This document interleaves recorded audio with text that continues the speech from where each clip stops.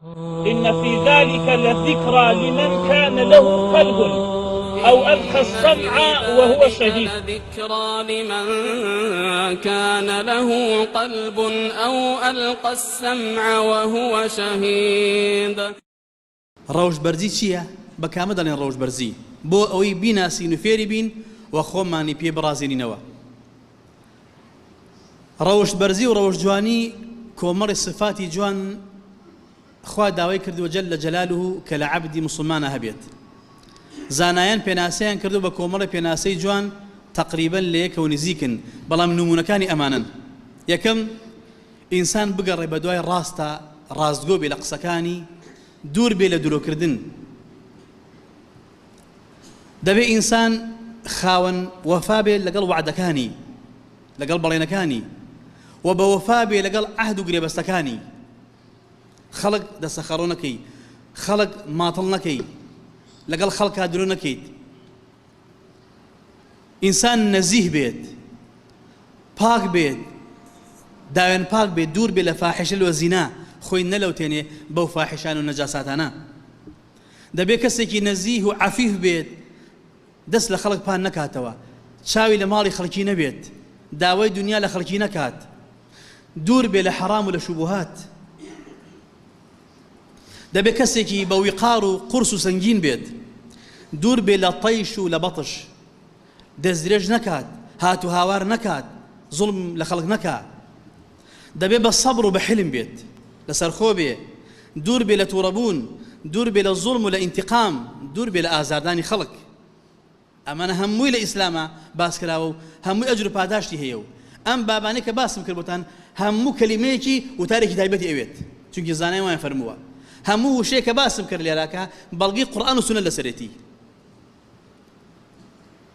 دەبێ ئینسان عەفو و لێبوردنی هەبێ و سەماحەتی هەبێ لە ئاستی زەلات و هەفەواتی خەڵکی و کەم و کوڕەکانیان، بۆ ئینتیقام نەگەڕێت.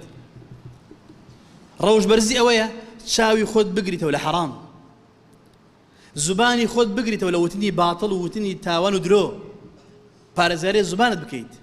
ئەو زبانە هەموو شتی پێ نەڵێیت، ئەوەی خەیر و چاکە نەبوو پێی نەیڵێیت، چاوت بگریتەوە.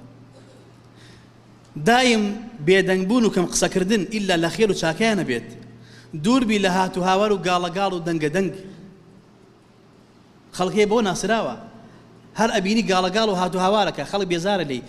پیاوی ڕەوش بەرز کەم قسەیە، دائیم بێدەنگە، قسە بکە لە خێر قسە دەکا، گاڵەگاڵ و هات و هاوار و دەنگەدەنگی لێ نابیستیت. ڕەوش بەرزی ئەوەی احترامی پیاوی لە خۆت گەورەتر بگریت. ڕەحم و بەبەزەی بەرامبەر کەسێ لە خۆت بچووکتر و خواردترە.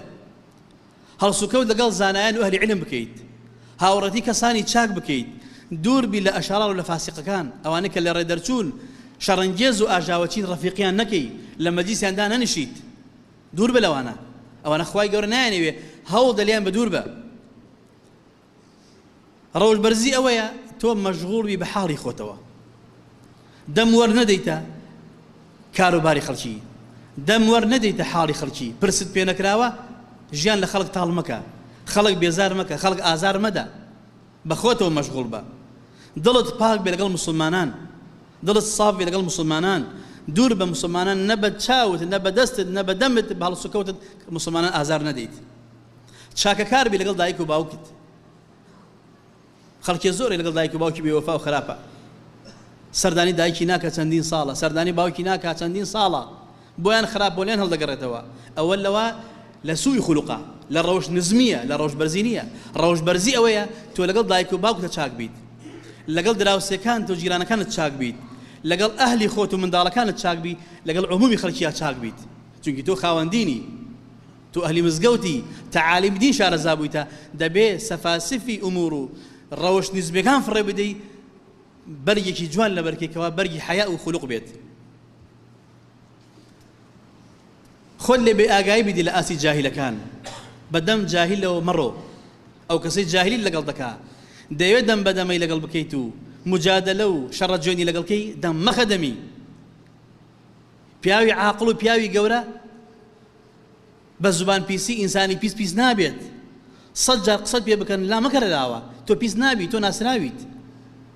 دەم مەخە دەم کەسێکی فاسق كوا شرب ناك أبروينيا دمخ دمي ودسمخ حقي دور بلكساني جاهل اخواني فرموا وعباد الرحمن الذين يمشون على الارض هونا واذا خاطبهم الجاهلون قالوا سلاما بندكان اخوا اوانا لسر زوي اللي مني بوقار ارون متكبر متجبرنين جاهل دم خات دميان ام دم ناخنا دميان لو اخلاقتها بيت دور بلجيجي تاوان لشون تاوان وقناه دكري لي بدور بخلص داني دامنيش الدياريان شوني معصي خواتي دقري خل لك دار مكة بارة وش نزم نبيد كرمتها بي بخشن دبا شاكا كار بلق الكسي براستي محتاج بيت براستي بيوستي هبيت غيرتو تهبيت كاتي منكر وتاوان دبيني بقوري بيدنا خوش بيت لبر حرمتي خويا رب العالمين بدم فاسق في مكنة لشوني منكر دكري دز مرد نداوين مسلماني واحد دبيني سيقي سماءك وهلا بريه تو اهلي مزقودي سماء كردين يعني شي